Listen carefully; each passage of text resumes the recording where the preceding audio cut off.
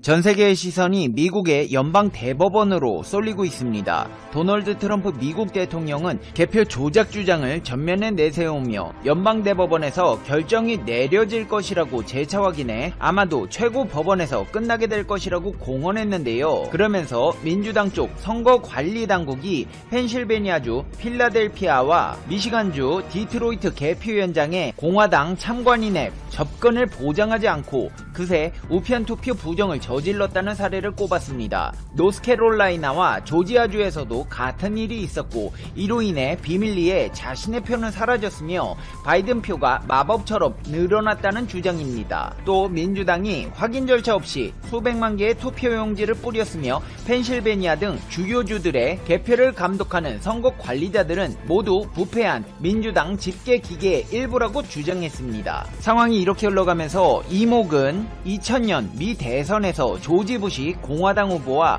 엘고어 민주당 후보의 플로리다 재검표 사건으로 쏠리고 있습니다. 당시 플로리다의 승자가 대선에서 승리하는 상황이 펼쳐졌는데 부시가 1784표 차로 앞서 재검표가 이루어졌습니다. 재검표 결과 부시가 327표 차로 승리했고 엘고어가 수검표를 요구했지만 연방대법원이 이를 기각했습니다. 재검표를 통해 대통령이 뒤바뀐 것입니다. 이런 사례로 미루어 봤을 때 트럼프가 상황을 뒤집을 수 있는 상황이 전혀 불가능한 일은 아닌 것으로 보입니다. 하지만 현재 미국 법원의 판단이나 전문가들의 분석을 보면 트럼프 대통령의 도전은 쉽지 않아 보입니다. 일단 트럼프 대통령이 회견에서 언급한 미시간과 조지아주 건은 1심 법원에서 기각된 상태입니다. 미시간주에서는 개표가 한창 진행된 상황에서 공화당이 뒤늦게 문제를 제기한 점을 기각 사유로 들었고 조지아주의 경우 우편투표 접수 시한을 넘겨 회수된 투표용지들이 잘못 처리된 증거가 없다고 법원은 판단했습니다. 다만 펜실베니아 대법원은 참관인이 6비트 이내에서 개표를 지켜볼 수 있게 해달라는 별건 소송에서 트럼프 쪽 손을 들어줬고 같은 지역 지방법원에는 민주당 쪽이 무효표의 수정을 도왔다는 소송이 계류 중입니다. 표차가 2만 표밖에 안 나는 위스콘신에서는 공화당 요청에 따라 개표 절차가 마무리되는 대로 재검표가 이루어질 예정입니다. 미국의 사법 체계는 대부분의 경우 주법원의 하급심을 거친 뒤 주 대법원 판결이 연방 헌법과 연결돼 있다고 볼 경우에만 연방 대법원에 상고할 수 있습니다. 지금 문제는 트럼프 쪽에서 제기하는 소송들이 연방 대법원까지 갈 사안이 되는지 여부입니다. 지금까지 제기된 소송 가운데는 11월 3일 소인이 찍힌 6일 도착본 우편 투표의 유효성을 인정한 펜실베니아 대법원 결정이 연방 대법원까지 올라갈 가능성이 제일 높습니다. 연방 대법원이 이 사건을 받아들인다면 결국 캐스팅 보트는 트럼프 대통령이 대선 직전 임명을 강행한 베럿 대법관이 가지고 있다는 관측이 나옵니다. 그가 만약 보수적 성향의 대법관들과 판단을 같이 한다면 펜실베니아 투표 기한 연장 취소를 둘러싼 소송은 공화당 계획대로 승소 가능성이 있습니다. 그러나 전문가들은 트럼프 대통령 측이 소송에서 이길 것 같지도 않고 설령 승소하더라도 선거 결과를 바꾸기는 어려울 것이라고 입을 모으고 있는데요. 특히나 이번 상황과 가장 유사한 지난 2000년 플로리다주 재검표 사태 당시 부시 공화당 후보 캠프의 소송을 이끌었던 변호인이 힘들 것이라는 관측을 내나 이목을 집중시키고 있습니다. 당시 부시 후보의 수석 변호인이었던 베리 리처드 변호사는 CNBC와의 인터뷰에서 지금까지 제기된 소송들은 이길 가능성이 전혀 없다고 생각한다. 성공하지 못할 것이다. 그 이유는 네바다 소송의 경우 이미 사망했거나 실제로 다른 주에 거주하는 수천 명의 우편 투표가 불법 개표되었다는 주장을 담았으나 구체적인 증거는 제시하지 못하고 있다. 트럼프의 소송은 파기되거나 패소할 것이라고 했고 뉴욕대 법대 세뮤얼 이사샤 로프 교수는 지금까지 트럼프 캠프로부터 어떠한 법적 전략도 볼 수 없었다. 그들이 내놓은 유일하게 일관된 법적 이슈는 선거일 이후 도착한 펜실베니아주 부재자 투표 문제인데 트럼프 캠프의 소송은 선거가 사기라는 수사적인 입장을 띄우기 위한 것으로 보인다고 말했습니다. 밝혔습니다. 릭필데스 교수 또한 대부분의 소송은 무효표가 아니라 개표 과정의 투명성을 더욱 요구하는 내용이라면서 일부 승소하더라도 합법적인 개표 감시인이 좀 더 가까이에서 볼 수 있다는 의미에 불과하다고 설명했습니다. 소송이 진행되더라도 문제는 더 있습니다. 바로 돈입니다. 아무리 현직 대통령이더라도 소송에는 돈이 들기 마련인데요. 트럼프 대통령은 불복 소송 비용 673억 원 모금을 추진하고 있습니다. 로이터 통신에 따르면 불복 소송 비용이 최소 6천만 달러, 하나로 673억 원이 될 것이라며 공화당 전국위원회가 공화 당원들에게 선거 부정을 주장하며 기부를 요청하는 이메일과 문자 메시지를 보냈다고 보도했습니다. 하지만 이를 두고 공화당 내부에서조차 대선 불복을 비판하는 목소리가 잇따르고 있어서 트럼프 대통령의 입지는 작아지고 있습니다. 다같이 힘을 모아 소송을 준비해도 모자란 판에 트럼프 대통령에게 결과에 승복하라며 공화당 내부 기류는 싸늘함까지 감돌고 있는데요. 미트 롬니 상원 의원은 선거제도를 부정하는 무모한 주장이라고 비난했고, 매트릭 투미 상원 의원도 입증할 증거는 없다고 일갈했습니다. 심지어 트럼프의 의지와는 다르게 측근에서조차 패배 준비를 언급하기 시작했다는 보도가 나왔는데요. 미국 워싱턴 포스트는 트럼프 측근 중 일부가 선거 패배 가능성을 언급하기 시작했으며 결과에 어떻게 대응할지 얘기하고 있다고 전했습니다. 이 와중에 트럼프의 아내인 멜라니아 트럼프 여사와 사위 제러드 쿠슈너 백악관 선임 보좌관까지 대선 패배를 받아들이라는 조언을 했다는 보도가 나왔습니다.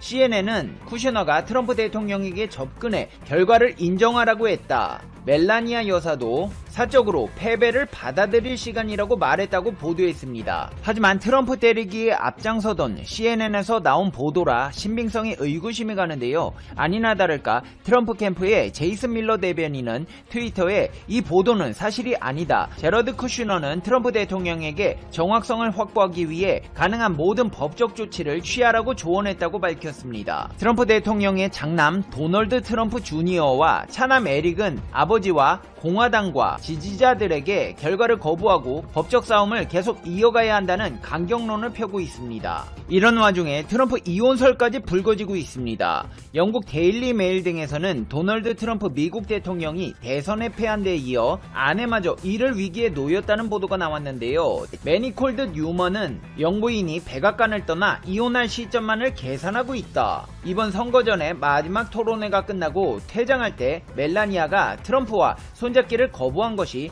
영부인의 심정을 잘 드러낸 것이라고 말했습니다. 다른 전 측근인 스테파니 울코프 또한 영부인이 이혼 후 자신의 친자인 베런이 트럼프 대통령의 재산을 균등하게 배분받을 수 있게끔 협상하고 있다면서 15년간 결혼 생활을 이어온 트럼프 대통령과 멜라니아 여사는 백악관에서 각방 생활을 했고 이들의 관계는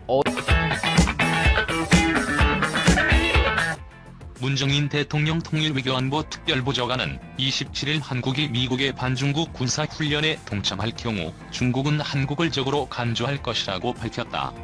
미국의 당국자들이 최근 한국을 언급하며 쿼드 플러스 구상을 밝히고 있지만 한국의 참여에 대한 부정적 입장을 피력한 것으로 해석된다. 미국에선 반중 전선 구축을 목표로 현재 일본, 인도, 호주와의 4개국 협의체인 쿼드를 쿼드 플러스로 확대해 한국 등 주변국 동참을 끌어내고 동시에 군사협의체 내지 군사동맹 성격으로 승격하는 방안도 제시되고 있다. 문 특보는 이날 싱크탱크인 한국의 동아시아 재단과 미국의 애틀랜틱 카운슬이 공동 주최한 화상 세미나 연설에서 이런 입장을 밝혔다. 그는 한국 입장에서 미국은 제1의 동맹이고 중국은 전략적인 경제 파트너라며 우리의 우선순위는 미국에 가 있지만 그렇게 하면서 우리는 일부 걱정이 있다고 말했다. 그는 미국이 우리에게 일종의 반중 군사동맹에 가입하라고 강요한다면 나는 이것이 한국의 실존적 딜레마가 될 것을 안다고 우려했다. 그는 한국이 사드를 추가 배치하거나 중국을 겨냥한 중거리 탄도미사일 등을 배치할 경우 남중국 해등의 군사훈련에 합류할 경우 중국은 한국을 적으로 간주할 것이라고 말했다. 이 경우 중국이 한국에 대항해 둥펑 미사일을 겨냥하고 한국방 공식들 구역은 물론 서해에서 군사적 도발을 할 것이라며 우리가 이에 어떻게 대응할 수 있겠느냐? 미국이 우리를 보호하려 하고 보호할 수 있겠느냐고 반문했다.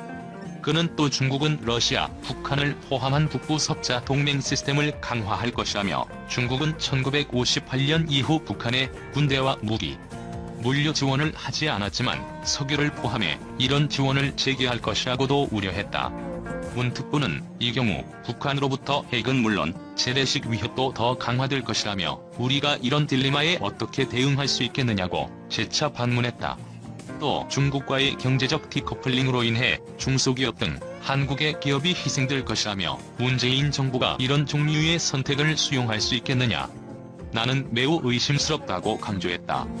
그는 미중 간 갈등 격화를 염두에 둔 듯 요즘 우리는 신냉전의 도래를 직면하고 있다며 한국민은 한반도 분단과 분쟁 등 냉전에 대해 쓰라린 기억이 있다고 한 뒤 한국민은 냉전이 다시 일어나지 않기를 희망한다고 밝혔다. 또 이것이 미국 친구들에게 신냉전이 불가피한 것인지 피할 수 있는 것인지 묻고 싶은 이유라며 이는 한국민의 실질적 우려 사항이라고 언급했다. 문 특보는 북한의 비핵화는 물론 한반도의 전반적인 평화 프로세스를 촉진하기 위해 종전선언이 출구가 아닌 입구가 돼야 한다는 입장도 밝혔다. 그는 종전선언을 채택해도 주한미군의 한국 주둔 지위에 대한 변화는 없을 것이고 이에 대해 남북미 모두 공유된 이해가 있기 때문이라고 말했다. 또 주한미군 지위는 한미 간동맹의 문제로서 북한이 간섭할 공간이 없다면서 만약 북한이 이를 고집한다면 종전선언이 채택되지 않을지도 모른다고 밝혔다. 그는 종전선언 채택이 북미 관계 개선으로 이끌고 우리 모두를 위해 훨씬 더 좋은 결과를 생산할 수 있을지 누가 알겠느냐고 기대감을 표시했다. 문 특보는 한미 방위비 분담금 협상 교착 상태와 관련해 도널드 트럼프 행정부의 요구가 너무 높다면서 타결되더라도 한국 국회에서 예산을 승인하지 않을 수 있고 미국이 이런 상황을 이해하길 희망한다고 밝혔다. 중국 항미원조 전쟁 영화 정부 동원 관람도 미중 신냉전 속에서 중국이 항미원조 전쟁을 대대적으로 부각하면서 내부 결속을 노리는 가운데 중국 당국이 최근 개봉한 영화 금강천 단체 관람을 적극적으로 권장하는 것으로 전해졌다.